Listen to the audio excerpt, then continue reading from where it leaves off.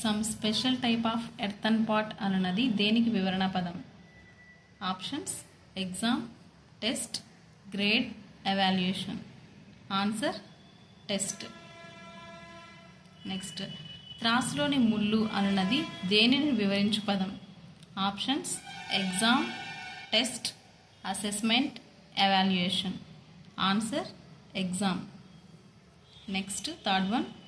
ఎగ్జామైన్ అను ఆంగ్ల పదమునకు మూలం ఎక్స్మెన్ కాగా ఇది ఏ భాషా పదం? ఆప్షన్స్: గ్రీకు, లాటిన్, పారసీ, Dutch. Answer: Latin. Next, RTE 2009లోని ఏ అధ్యాయంలో సిసిఈని గూర్చి పేర్కొనబడింది?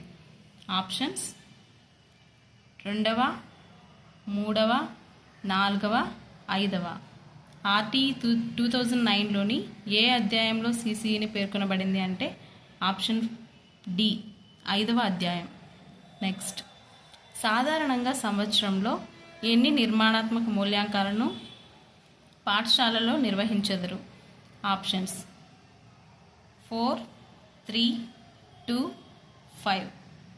ఆన్సర్: 4. ఫార్మేటివ్ అసెస్మెంట్స్ అనేవి సంవత్సరంలో 4 సార్లు నిర్వహిస్తారు. Next question.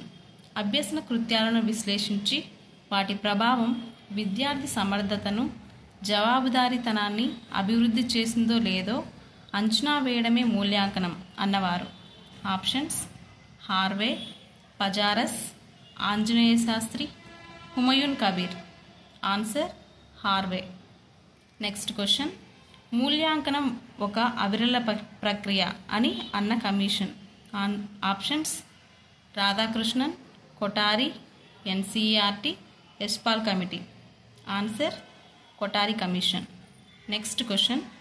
విద్యార్థుల దక్షత ఉపాధ్యాయులను అనుసరించే మదింపు మీద ఆధారపడి ఉంటుంది అని అన్నవారు? ఆప్షన్స్: గిజుబాయి, హార్వే, పజారస్, రాధాకృష్ణన్. ఆన్సర్: పజారస్.